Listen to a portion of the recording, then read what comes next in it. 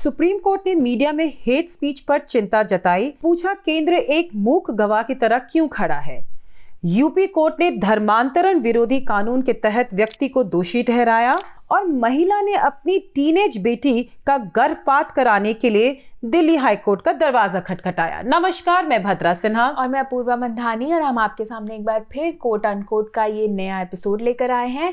जैसे कि आप जानते हैं, शो पर हम आपको पिछले हफ्ते हुई बड़ी कोर्ट की खबरों के बारे में बताते हैं। इस हफ्ते हमारे पास आपके लिए सबसे पहली खबर जो है वो सुप्रीम कोर्ट से आ रही है। बहुत ही महत्वपूर्ण सुप्रीम कोर्ट की तरफ से मौखिक ऑब्जर्वेशंस ही ओरल ऑब्जर्वेशंस हैं, कोर्ट ऑर्डर में नहीं आया। लेकिन पिछले हफ्ते बुधवार को सुप्रीम कोर्ट ने मीडिया में हो रही हेट स्पीच पर बहुत ही कड़ी टिप्पणी की। सुप्रीम कोर्ट ने ये पूछा कि आखिर ये देश किस ओर जा रहा है, और कोर्ट ने केंद्र सरकार से जवाब किया कि जब मीडिया में इस तरह की हेट स्पीच हो रही है तो केंद्र सरकार इसमें एक मूक गवाह की तरह क्यों खड़ा है, इसके ऊपर एक रेगुलेटरी मैकेनिज्म क्यों नहीं बैठा रहा है।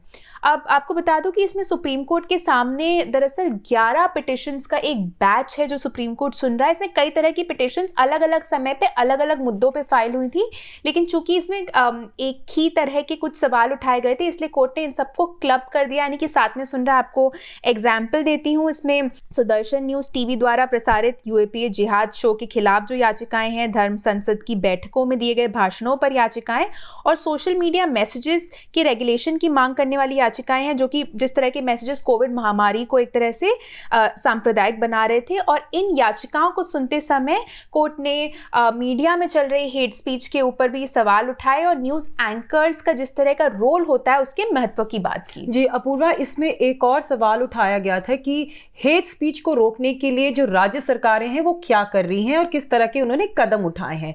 तो दरअसल इस मामले में जो पिछली बार सुनवाई हुई थी उसमें कोर्ट ने केंद्र सरकार को ये निर्देश दिया था कि वो एक हलफनामा दाखिल करें कोर्ट में, ये बताते हुए कि राज्य सरकारों ने अपनी तरफ से क्या क्या कदम उठाए हैं अलग अलग जगहों पे हेट स्पीच के इंसिडेंट्स को रोकने के लिए।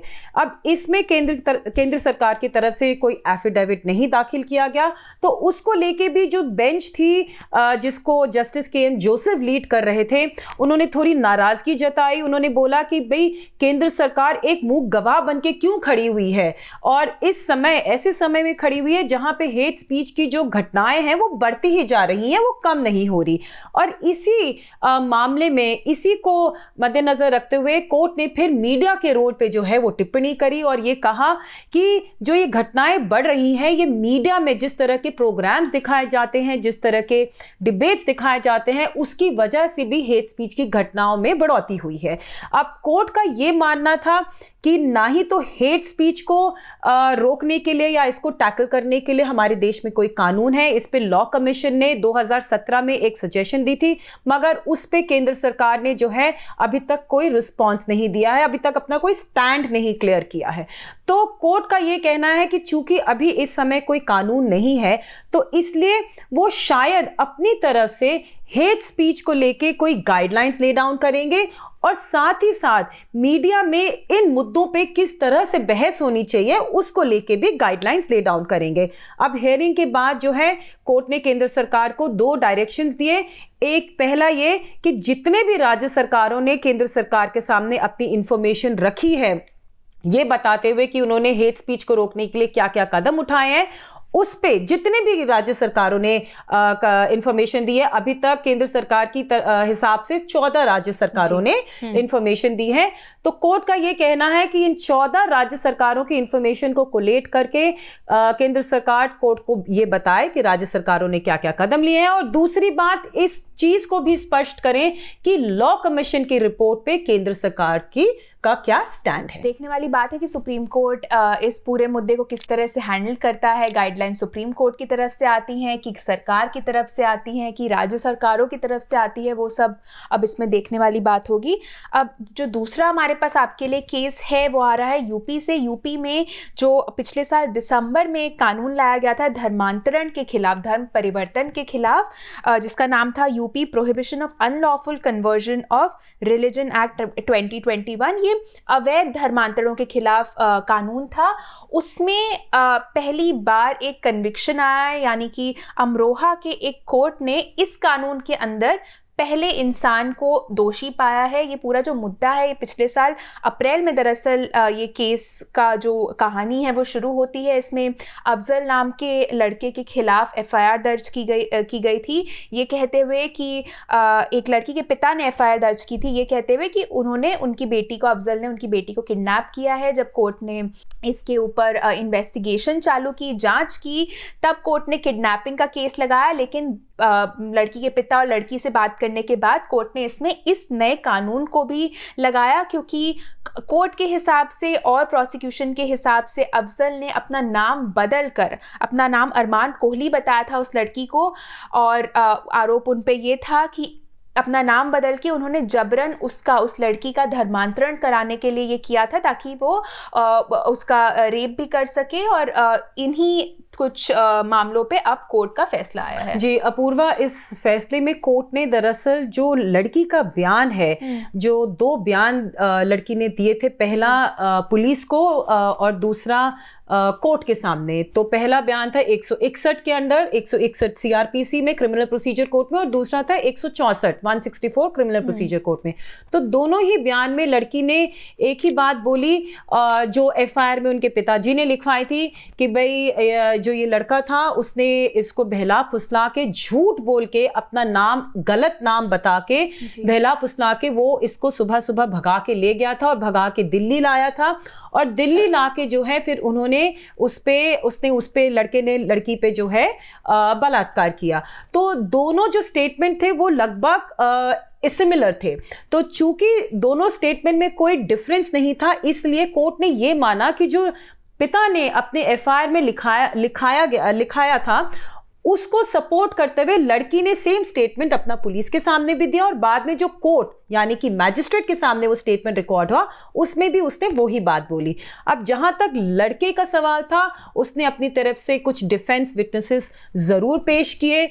उसका ये मानना था कि जिस समय लड़की घर से भागी थी, पिता के हिसाब से या एफआईआर में जो भी वक्त लिखा हुआ था, समय लिखा हुआ था, उस समय लड़का जो था वो उस लड़की के घर के आसपास नहीं था। मगर कोर्ट में वो इस बात को जो है इस्टेब्लिश नहीं कर पाए, इस बात को प्रूव नहीं कर पाए। जो उन्होंने अपनी तरफ से विटनेसेस कोर्ट के सामने पेश किए थे वो भी इस बात को नहीं बता पाए क्या ये लड़का वाकई में आसपास था या नहीं था। तो ये इन सारे सबूतों को देख के और लड़की का बयान जो बहुत ज़रूरी माना गया है पूरे इस केस में, लड़की के बयान को देखते हुए कोर्ट ने जो है इस कानून में लड़की को सज़ा सुनाई, और उसके साथ साथ पॉक्सो में भी उस लड़के को सज़ा सुनाई।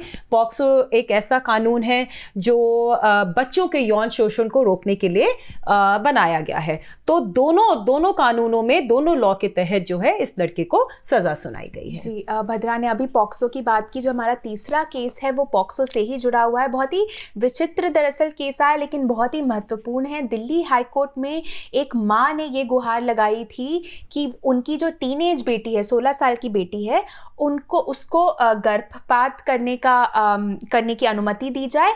लेकिन उनकी ये रिक्वेस्ट थी कोर्ट से। अब आपको बता दूं, रिक्वेस्ट बताने से पहले, कि पॉक्सो जो कानून है उसके अंदर एक नाबालिग लड़की का गर्भपात कराने में तो कोई इशू नहीं है, लेकिन पॉक्सो का जो सेक्शन 19 है वो डॉक्टर्स पे एक तरह से ये ड्यूटी डालता है कि जब भी किसी डॉक्टर के सामने ऐसा कोई केस आता है जहां नाबालिग लड़की गर्भवती हो, तो डॉक्टर को अपने पुलिस अधिकारियों को इस बात की सूची देना ज़रूरी होता है। लेकिन अब इस माँ ने कोर्ट के सामने ये गुहार लगाई है कि उसको अबॉर्शन कराने की तो अनुमति दी जाए, लेकिन इसके साथ साथ वो इस केस को आगे नहीं बढ़ाना चाहती, वो केस दर्ज भी नहीं करना चाहती, क्योंकि उन्होंने ये कोर्ट को साफ साफ बोला है कि जिन संबंधों की वजह से उनकी बेटी गर्भवती थी वो दरअसल सहमति से बने संबंध थे, वो कंसेंशुअल थे। और इसी बात पर उन्होंने कहा है कि वो पुलिस के सामने इस मुद्दे को आगे और बढ़ाना नहीं चाहती, क्योंकि उन्हें नहीं पता कि समाज का किस तरह से इस पर रवैया होगा। वो अपनी बेटी को भी सुरक्षित रखना चाहती हैं।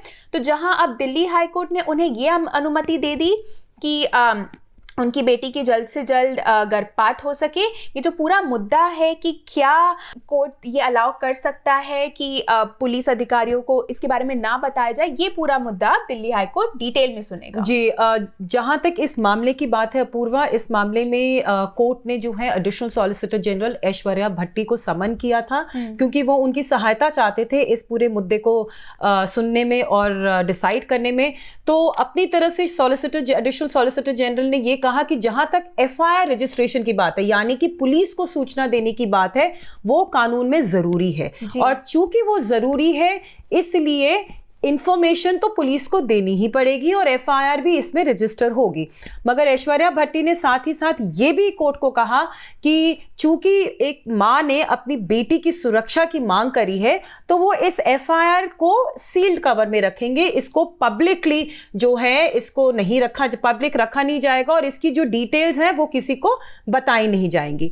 और जहां तक सेक्शन 19 का सवाल है पॉक्सो का, जो इस मां ने दिल्ली हाईकोर्ट के सामने चैलेंज किया है, यानी कि उन्होंने सेक्शन 19 पॉक्सो की सेक्शन 19 को चुनौती दी है, क्योंकि वो ये चाहती हैं कि इस सेक्शन को खत्म कर दिया जाए।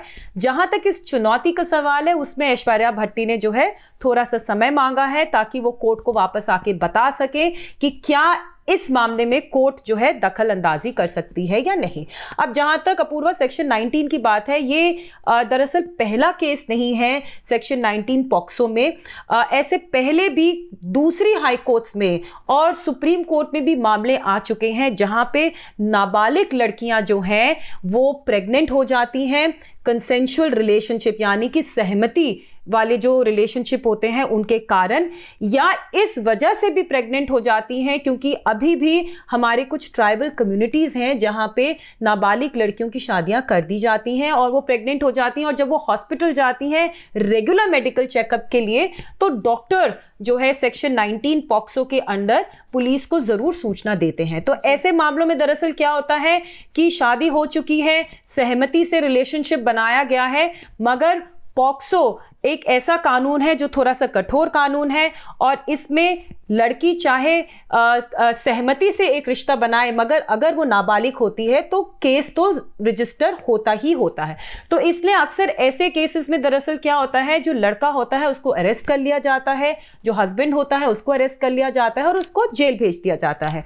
तो काफ़ी हाई कोर्ट्स ने ऐसे केसेस को, ये पूरा जो एक सेंसिटिव सिचुएशन क्रिएट हो जाती है उसको देखते हुए ऐसे केसेस को क्वॉश भी किया है। और अब ऐसा एक केस सुप्रीम कोर्ट में भी पेंडिंग है, जिसकी सुनवाई के दौरान कोर्ट ने अपनी एक ओरल ऑब्जर्वेशन में बोला, इस बात को माना कि पॉक्सो का जो ये सेक्शन है ये कोर्ट के सामने एक बहुत ही पेचीदा मुद्दा बन चुका है। और अगर आपको याद होगा अपूर्वा, केरला हाईकोर्ट ने कुछ महीनों पहले भी इस कानून पे टिप्पणी करी थी और ये कहा था कि जो हमारे नाबालिग जो बच्चे हैं, टीनेज गर्ल्स हैं, बॉयज़ हैं, उनको पॉक्सो कानून के बारे में जो है जानकारी स्कूल में ही दे देनी चाहिए, ताकि उनको ये पता चलना चाहिए कि जो इस तरह के सहमति वाले रिश्ते भी होते हैं वो दरअसल क्राइम है पॉक्सो के अंदर। इस पर हमारे एक बहुत ही होनहार इंटर्न है अक्षत जैन, उसने बहुत ही डिटेल्ड आर्टिकल भी लिखा है, तो उसका आर्टिकल का डिस्क्रिप्शन में मैं लिंक ऐड कर दूंगी, अगर आपकी दिलचस्पी हो तो आप वो आर्टिकल भी ज़रूर पढ़ें। अब इसके साथ साथ शो ख़त्म करने से पहले हम आपको एक छोटा सा अपडेट और देना चाहते हैं कि सुप्रीम कोर्ट में जो हिजाब से जुड़ा मुद्दा है, जो कर्नाटका से शुरू हुआ था, सुप्रीम कोर्ट पहुंचा, इसके बारे में हम आपको कई एपिसोड्स में बता चुके हैं। उसमें सुप्रीम कोर्ट ने 10 दिन लगातार सुनवाई करने के बाद, सबकी दलीलें सुनने के बाद अपना फैसला सुरक्षित रख दिया है। तो उसमें भी आगे कुछ हफ्तों में हमें उसमें ख्याल में जजमेंट बिल्कुल अक्टूबर 16 अक्टूबर के पहले इसमें फैसला ज़रूर आएगा, क्योंकि जो इसमें एक जज हैं जस्टिस हेमंत गुप्ता, उनकी रिटायरमेंट है, तो रिटायरमेंट के पहले जाहिर है कि इसमें फैसला आएगा और बहुत ही महत्वपूर्ण फैसला होगा, क्योंकि कई कॉन्स्टिट्यूशन के मौलिक अधिकारों पर इसमें सवाल उठाए गए थे, तो उसमें देखने वाली बात होगी किस तरह से सुप्रीम कोर्ट इससे डील करता है। जी चलिए, इसके साथ हमारा आज का एपिसोड यहीं खत्म होता है। आशा करती हूँ आपको एपिसोड पसंद आया हो। हमसे जुड़ने के लिए बहुत बहुत धन्यवाद।